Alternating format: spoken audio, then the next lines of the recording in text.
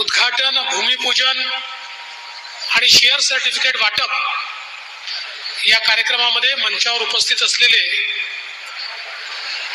आमचे सहकारी आमदार धर्मराव बाबा अत्राम, त्याचप्रमाणे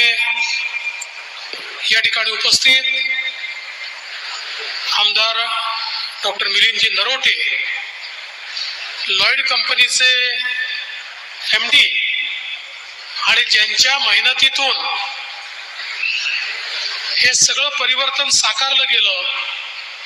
ते श्री बी प्रभाकरनजी आज या मंचावर 2 पद्मश्री उपस्थित आहेत. पद्मश्री श्रीमती